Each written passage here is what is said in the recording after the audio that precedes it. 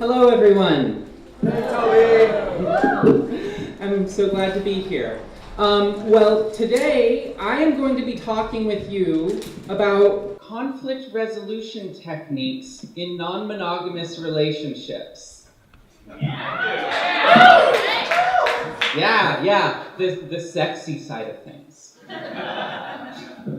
So one of the things that comes up a lot when I talk about polyamory is I hear a lot of people who say, I knew someone who was poly once. It didn't turn out so well. Right? But I want to invite you to think for a moment about the first monogamous relationship you had. Think back and think about the people you knew at the time, and think about their first monogamous relationships. And think about how many of those worked out well. A big part of this is that relationships take skills, and non-monogamous relationships take a different set of skills, right? You have to be able to kind of like learn some of these dynamics, and oftentimes, if you just dive in feet first, the first one's a learning experience.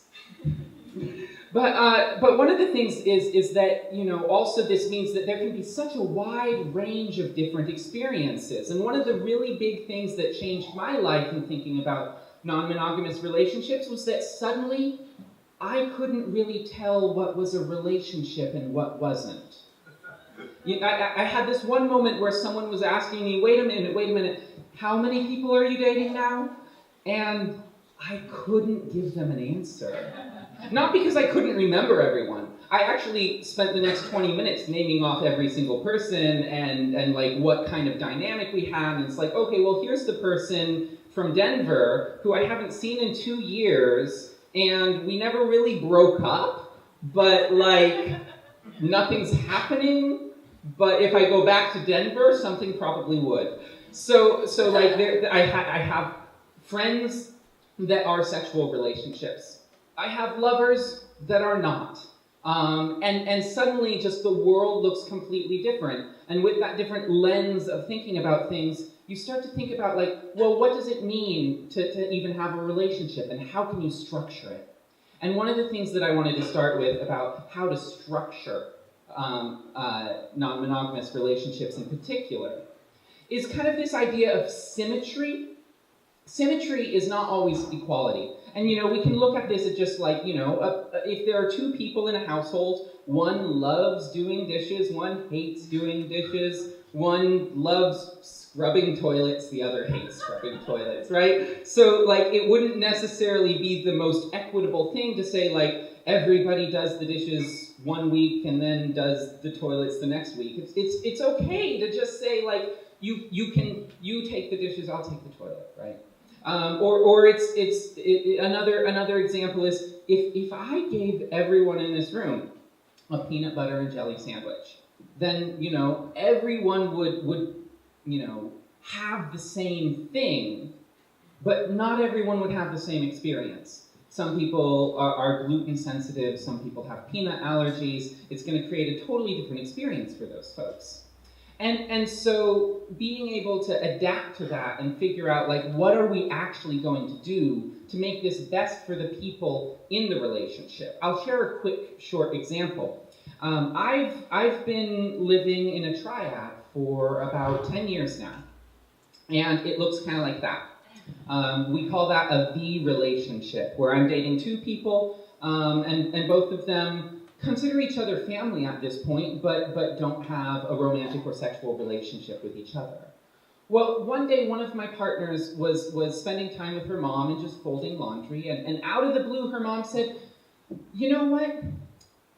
I think things would just be better if you and Tobi's other partner had sex.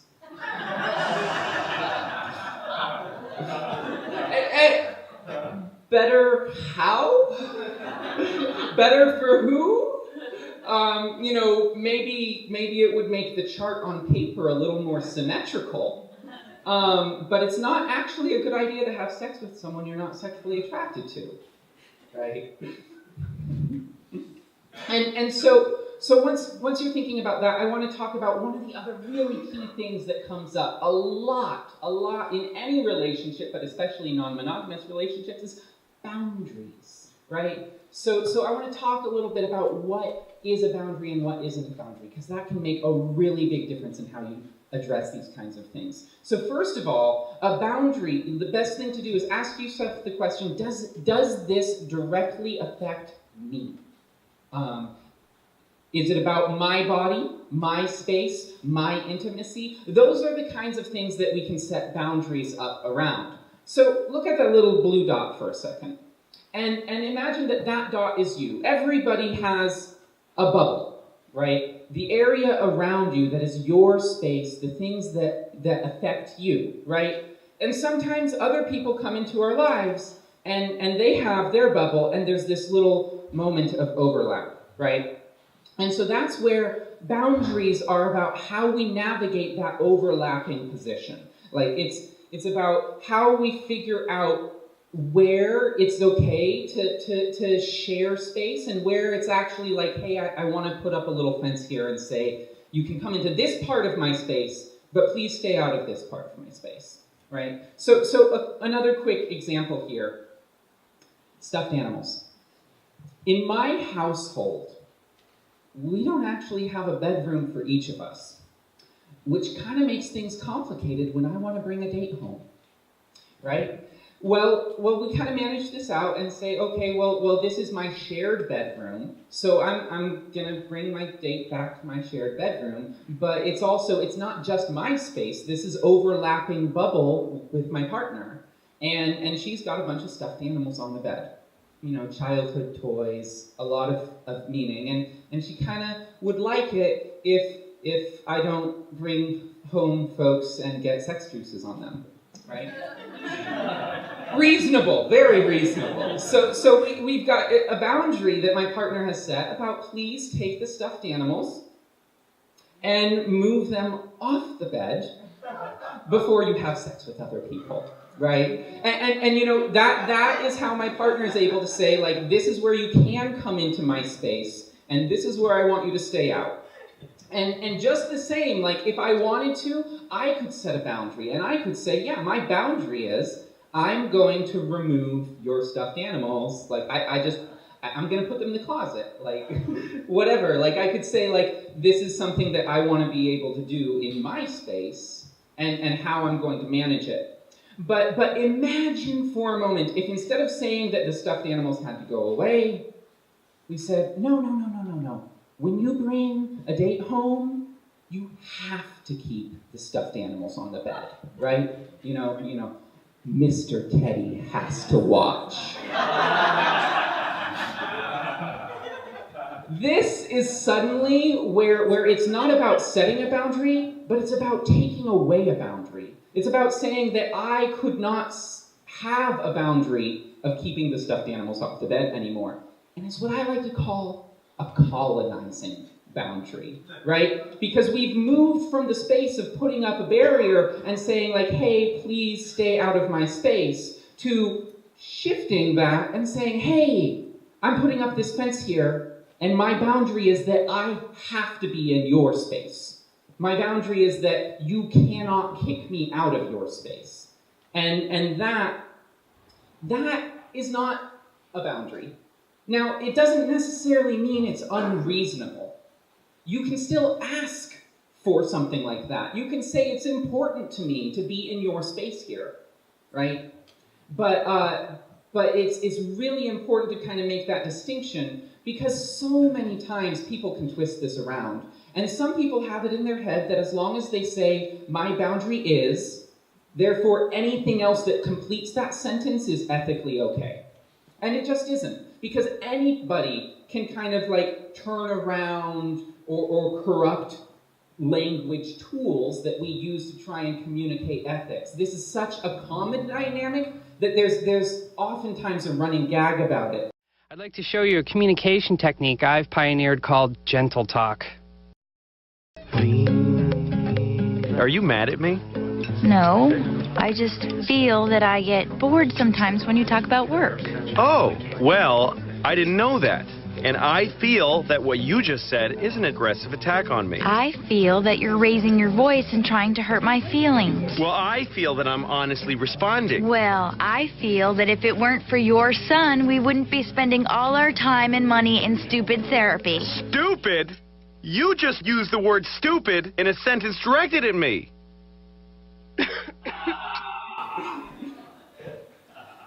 So yeah, that happens a lot. And sometimes it might be on purpose, and sometimes it might be on accident. Sometimes you can just get so focused on the language tools, the idea like to always say I feel, always say this is my boundary, that you kind of forget everything else that's going on. And in that case, you could see people like making obvious digs and attacks at each other, trying to score points, and that totally goes against all the ideas behind I statements, right? So it's not enough just to say I statements. You have to have a commitment to nonviolent communication. And just the same way, it's not enough just to set boundaries. You have to have a commitment to conflict resolution within the relationship. And so I want to give another example. Like, just because something, like if you want to ask for something, and someone else is okay to say like, oh yeah, you want to be in my space here for a moment? Like, that's fine. I agree to that, right? That's not a boundary, it's an agreement. Agreements can be really useful, but one of the things that I want to talk about is this, oh no, I'm jumping ahead, sorry. One more thing about boundaries that really helped me kind of clarify that difference between a personal boundary and a colonizing boundary was a relationship where I found out about a boundary I didn't realize I had. It was just, so inherent that I never thought I would have to say it. Please don't date my abusive ex. And it seems so reasonable, and it seems so obvious, and so when the person I was involved with said that she wanted to start dating my abusive ex, I was kind of like, wait, no, that's not how it works, right? And I said, no, don't. but suddenly, like, under this mechanism, realize, as reasonable as that is, like, this is not a personal boundary, that's a colonizing boundary. That's me saying what you can and can't do.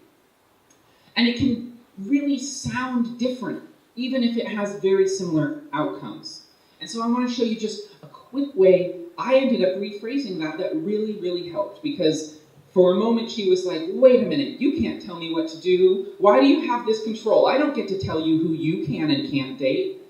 And I took a step back and I said, okay, you're right. No judgment, right? If that's important to you, you can do that, right? But here's the thing. I can't be intimate with someone who is intimate with my ex, right? Because I am gonna be constantly afraid of what you might say to him, or like, are you gonna report back on different things? Like, do I have to be careful what I say around you? Like, are you gonna be telling him the kinds of sex we're having? Like, what kinds of problems are gonna happen in my life because of this, right? And at that point, even if I wanted to, the intimacy is gone, and it just doesn't work. And so it's important, this helps avoid making demands on other or judgment, and instead focuses on personal needs and what we each need just to make something work, to make a relationship work, and at what point we need to end a relationship in order to meet our needs. That can be really important. The relationship should always come second, after the people in it. If the relationship is making everyone in it miserable, then there's no need to try and maintain it, as much as it can still sometimes hurt. But so that's where it's okay to ask for agreements. And there's a lot of different kinds of agreements people can set up. And one of the really common ones that I see a lot is this kind of symbolic agreement, right? Where it's not necessarily, there's no consequences, right? We could have the agreement, don't date my abusive ex, right? That has serious consequences. But there might be another example, like, we just want something to be special. It's just us. So I'm going to say, please, only wear red when you're on dates with me. It'll be our special color. I like that red lingerie that you have. And it just, it really feels sexy, and it also is unusual because you usually wear cooler colors. So, just please, just wear red when you're on dates with me. And even at the moment, that might sound totally reasonable. Hey, I've only got a couple red things in my wardrobe, so no problem, right? Well, the thing is, circumstances change, and you might end up 6 months down the road having that new sweetie give you a gift of a bright red scarf, and now what are you going to do? I found myself in a situation kind of like this, around a boundary that my partner and I had, where it was like, hey, we're only going to do fisting together, That'll be an us thing, right? And that was so easy for me because no one else I was dating even wanted to fist, right? It's often a specialized activity. and then 6 months later, I ended up dating someone who that was the main way she got off. And so suddenly I'm in this situation where either I say, I'm sorry, I can't do that with you, and suddenly, sex together sucks, or I go back to my partner and say, hey, I want to change this boundary, but now we've invested so much into this boundary. It might not have had any meaning to begin with, but suddenly it's huge. It's like you care about this new person so much that you want to violate this boundary, this agreement that we set up, and that is what I like to call the push to destroy relationship big red button. Right? Sometimes it can feel reassuring to have this big red button, push to destroy relationship. Hey, they haven't pushed it yet. We must be doing well. But, do you really need a big red push to destroy relationship button? Do you want to have it be at your front door right next to the doorbell? Accidents happen sometimes. Maybe it's just a better idea not to have that hanging around. And that's where I really recommend, rather than kind of creating these symbolic agreements that become this big red button, to instead develop positive feedback. Look at what is the core of needs and desires going on. If what's really going on is we want to feel special together, maybe the agreement we have is that once a month I write love poetry for you. Maybe the agreement that we have is that I try on a regular basis to carve out time to draw you a bath and give you a back rub. Maybe the agreement is that I write erotica about you and get it published so everyone knows how hot I am for you. It can be whatever makes sense in your relationship, but actually, all of those things can be so much more positive because they're actually feeding the relationship rather than being some kind of negative space that you never actually see. It's not very visible. It doesn't stand out in your mind all those times I'm not fisting people, right? I'm not fisting people right now. But that's probably not going to be the thing about this talk you remember. and so here's one other thing that comes up all the time that I want to talk about. Jealousy. This is something that people will always say, I could never do that because of jealousy. Or people in non-monogamous relationships suddenly have this guilt spiral of feeling a little bit jealous and then feeling guilty about being jealous. And then feeling more jealous and feeling bad about feeling guilty about being jealous because that means you're a bad poly person, right? And that is not useful at all. And I am here to say, you can feel jealous. That's okay. It doesn't mean the relationship is over. It doesn't mean that it's impossible to do this. People in monogamous relationships feel jealous too. And, again, jealousy, it helps really. It doesn't have to be a threat. It helps to look at what is going on. I'll give you a quick example here. I once found myself with a new sweetie who just mentioned that over the weekend, she decided that she was going to sit down with her partner and start playing through Borderlands 2. right? And suddenly I had this like punch to my gut because I had wanted to play Borderlands 2, and we kind of had this video games thing going, and I kind of wanted to like have an opportunity to play video games together, and I was just like, I wanted to be the one that you play Borderlands 2 with. And then I stopped and I thought for a moment, and I was like, wait a minute. Borderlands 2 takes 40 to 60 hours to complete. We don't have that kind of time. If I had that kind of time, there's other things I'd rather prioritize. You know what? I take that back. I don't want to play Borderlands 2 with you. There's better things we could be doing. But I kind of still sat with that for a moment, and I was like, what is this feeling I'm feeling? And I'm realizing that what's going on is I'm feeling desire. Like suddenly it's being triggered by this moment of something I don't have, and I'm thinking so much about how much I want that. There doesn't have to be any conflict here, because I can kind of just identify what's missing. Think about what's going on, what I want to have, and then we can talk about it, and chances are we can get that. As long as we speak openly about it. If you hide that you're feeling jealous, it only makes things worse. And so, in closing, I want to ask you to remember a couple of things. Mainly, that all of this is just as true for monogamous relationships, right? Not only that, but work relationships, right? The office is that shared space where you're trying to navigate, right? Or family, and you're trying to figure out how to deal with holidays and family get-togethers. Or politics, and you're trying to figure out how to lobby for this bill and the different spaces that you're going through.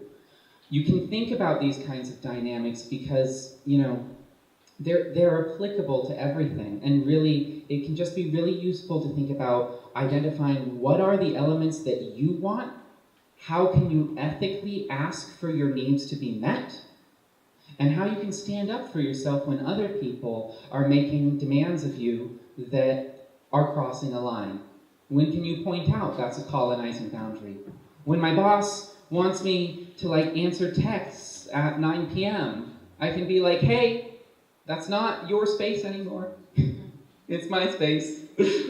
Don't text that late. And so, yeah, take this and use it everywhere in your lives.